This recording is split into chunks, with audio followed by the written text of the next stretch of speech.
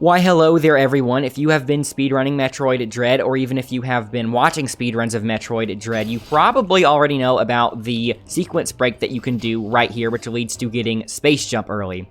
If you've done it yourself, you also know how difficult this is from a mechanical standpoint, so you might be happy to hear that just a few hours ago, someone on Twitter discovered a different way to get space jump that actually saves more time than this trick right here.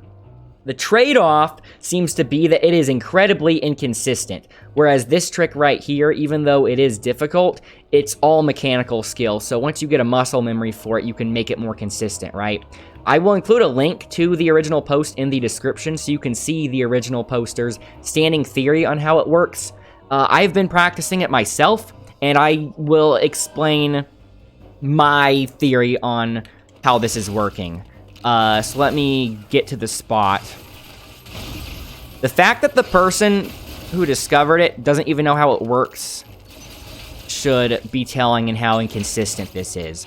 So normally, in a speedrun, at least with how the route is as of recording this, you would enter this place through the shuttle here. The only reason I started at that save point was because, I made the save to practice the other sequence break. So if you're coming here in a speedrun, you would be here. So let's just pretend we're coming here in a speedrun. And you'd want to jump to save your speed boost, right? So what we're doing here is a pseudo wave beam. Basically, we are clipping through the wall a little bit, so that way our shot will go through the wall or floor like a wave beam without actually having the wave beam upgrade. That's actually a trick that's used in multiple points throughout this game's speedrun, and the setup to it varies depending on the part of the game. So in this case, the way we're setting up the pseudo wave beam is we're doing a running melee attack into this wall, and what I've been doing to get this to work is as soon as the melee attack comes out, I start holding a beam shot, and I start holding the L button, the aim button, and I also start preemptively aiming the direction I want to aim, like this. In this case, I'm aiming almost straight down, but it's actually slightly to the left. On my controller, it honestly feels like I'm aiming straight down, but visually you can see that I am aiming a little bit to the left. So once your beam shot is charged, instead of letting go of it, what we do here is activate Morph Ball, so that way it'll automatically make your shot release. And what we're trying to do is we're trying to hit that pink blob, so that way it'll explode and make a hole in the floor.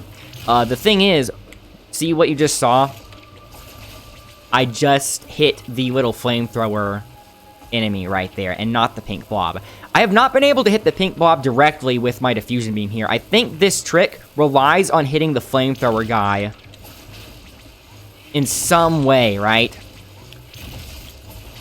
So I'm just going to keep aiming in this direction. The fact that it's hitting the flamethrower guy means it is reaching far enough.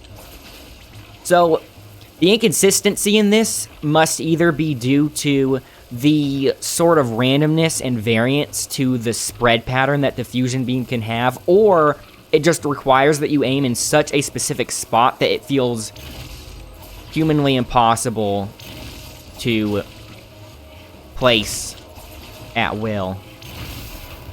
And there we go. So we saw that it exploded, and I think that I did hit the flamethrower enemy when that happened. Every single time I've gotten that to explode, it looks like it also hits the flamethrower enemy. So like I said, I think that hitting the flamethrower enemy is part of this trick. So if you do end up hitting him so much that you kill him without having exploded the pink blob, if you are still committed to this strategy, I would just recommend going outside to the left and coming back in so that way he'll respawn, because when I was practicing with this, that's how I was getting him to respawn.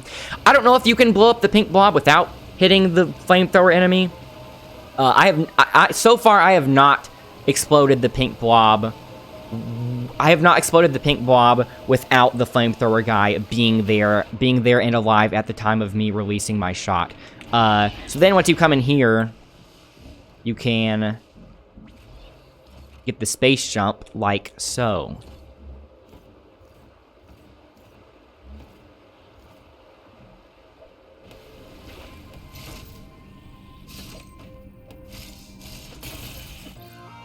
Beautiful. So, let me know what you guys think. If you found this helpful, make sure you hit the like button. And please, if you find out a way to make this more consistent, or if you learn something about this, if you come to some kind of revelation about this trick, please let me know, because I would love to get this more consistent, right? So anyways, thanks for watching, everyone, and I will see you all later. So, bye for now.